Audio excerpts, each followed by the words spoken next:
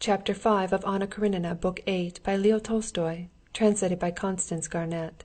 This recording is in the public domain. In the slanting evening shadows cast by the baggage piled up on the platform, Vronsky in his long overcoat and slouch hat, with his hands in his pockets, strode up and down, like a wild beast in a cage, turning sharply after 20 paces. Sergey Ivanovitch fancied, as he approached him, that Vronsky saw him but was pretending not to see. This did not affect Sergey Ivanovitch in the slightest. He was above all personal considerations with Vronsky. At that moment Sergey Ivanovitch looked upon Vronsky as a man taking an important part in a great cause, and Koznishev thought it his duty to encourage him and express his approval. He went up to him. Vronsky stood still, looking intently at him, recognized him, and going a few steps forward to meet him, shook hands with him very warmly. "Possibly you didn't wish to see me," said Sergey Ivanovitch, "but couldn't I be of use to you?" "There's no one I should less dislike than seeing you," said Vronsky. "Excuse me, and there's nothing in life for me to like." "I quite understand, and I merely meant to offer you my services," said Sergey Ivanovitch, scanning Vronsky's face, full of unmistakable suffering. "Wouldn't it be of use to you to have a letter to Ristitch, to Milan?" "Oh, no," Vronsky said, seeming to understand him with difficulty. "If you don't mind, let's walk on. It's so stuffy among the carriages. A letter? No, thank you. To meet death one needs no letters of introduction. Not for the Turks," he said with a smile that was merely of the lips. His eyes still kept their look of angry suffering.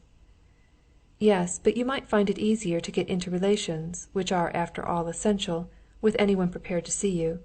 But that's as you like. I was very glad to hear of your intention. There have been so many attacks made on the volunteers, and a man like yourself raises them in public estimation." "My use as a man," said Vronsky, "is that life's worth nothing to me, and I've enough bodily energy to cut my way into their ranks, and to trample on them or fall. I know that.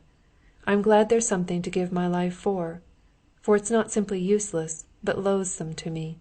Anyone's welcome to it." And his jaw twitched impatiently from the incessant gnawing toothache that prevented him from even speaking with a natural expression. "You will become another man, I predict," said Sergey Ivanovitch, feeling touched.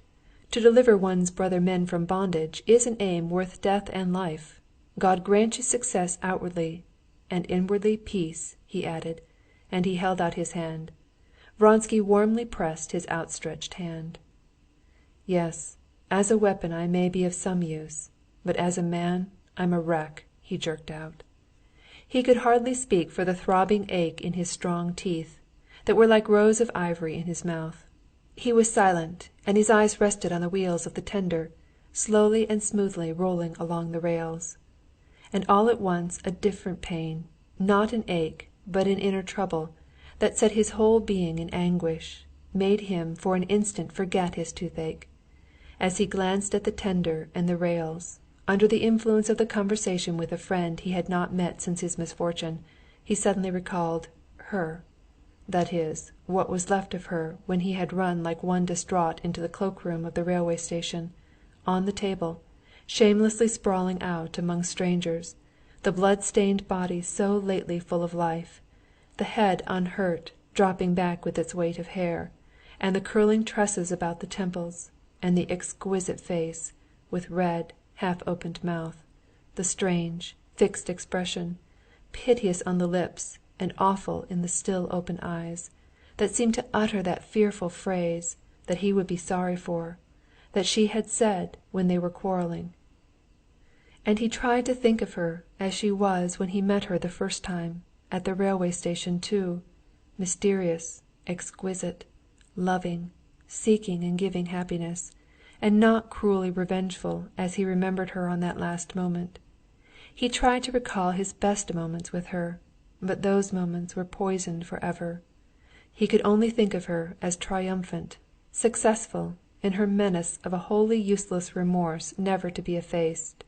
He lost all consciousness of toothache, and his face worked with sobs.